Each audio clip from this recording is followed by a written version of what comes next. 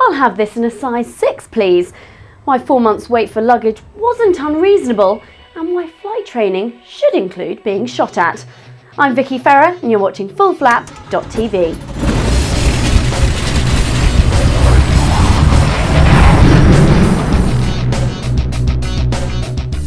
This is the Akoya seaplane from Lisa Airplanes in France. It's an impressive looking aircraft, but this is what really caught our attention.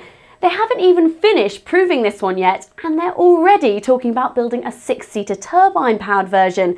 Their logic is you'll be able to take off with your friends from the ski slopes in the south of France and then head straight down to Monte Carlo and land beside your yacht, which is parked in the bay. You have got a yacht, haven't you? I mean, I know I do. What's interesting though is that they are not the only people going for larger turbine aircraft right now. In fact, the firm say they had even been considering building their own light jet. Have you ever had to wait for your luggage? US Airways passengers had to wait 4 months for their luggage from one flight, but then you can kind of understand.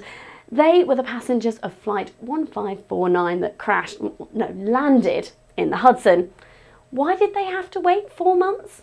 Because investigators needed all the luggage to dry first so they could check that the airplane wasn't overweight when it took off. There's always an excuse, isn't there? Last week I brought you up to speed with the RV6. Also, being a woman, something very important to me when I fly is lots of room for luggage. So let's have a look in here. Quite a good little space, and as I can put up to 60 pounds of stuff in here, I should be all right. All I need now is someone to take me up. Ah, perfect! Hi there, Dave, how are you doing? Yeah, not too bad. So what can I expect going up today? You're going to really enjoy this. It's going to be a nice flight today. Can't wait, let's get going.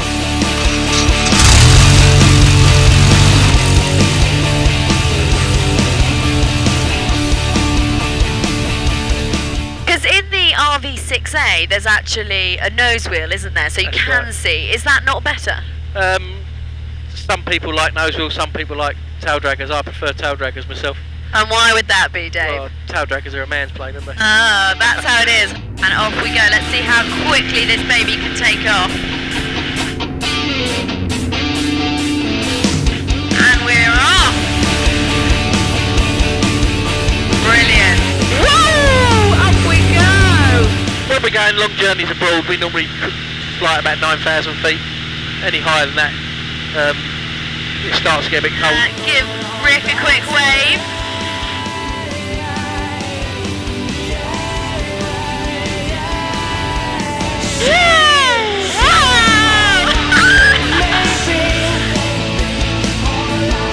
You recommend the RV6 plane as a good one to go out in? Absolutely, yeah. It's fast. It's reasonably economical because of how fast you're going. It's comfy. You can fly in and out of quite small strips, so it's perfect, really.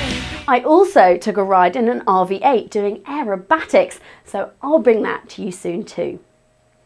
We also did this last week. There are a lot of differences between European training and American training, so how do you combine the two together in the most efficient way and get the benefits of both worlds? Well, there is a partnership which we're going to find out about now which does exactly that. Let's start off by talking to you, Willem, from Guest Air. Now, what is your part in this partnership and how does this work for students coming in? Well, the idea here is that we want to give the students the opportunity to take advantage of the best things of JAA and the FAA world. So what we do is, since we're based in Europe, we have a screening process, we have a selection process, but actually after the students have passed that selection and screening process, if they opt to go for the route, the FAA JAA route that we now have together, they go to Delta in the United States, get their basic flight part done, and after that we finish the last part of it to have them also get the JAA licenses on that, so that they would finish their course with both FAA and JAA qualifications. A lot of people that haven't got interested in all this yet or really read the stuff up about it are probably going to say, well, how can there be any difference? An airline pilot is an airline pilot. So what is it about FAA training?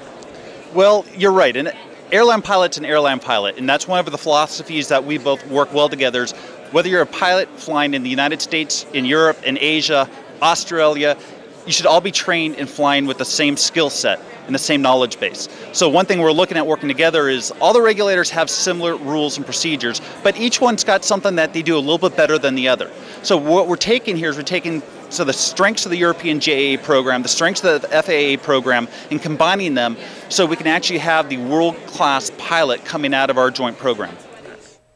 Right, this is it. It's time for AeroExpo London. The great thing about this is that it may share the same name with the Prague event 2 weeks ago, but this will have a whole new set of exhibitors. We hope to be getting airborne this time, and I'm hoping to be there too, so do come and say hello. We're still finalising the exact show that we're going to be doing, but it should be even better than Prague. Well, I'm going to be in it, so of course it will be. As always, we'll have all the details about our plans in our members' email, and we might even have a note on the player on whatever website you're watching the show on now. The only thing I want to know is, what do you want to know?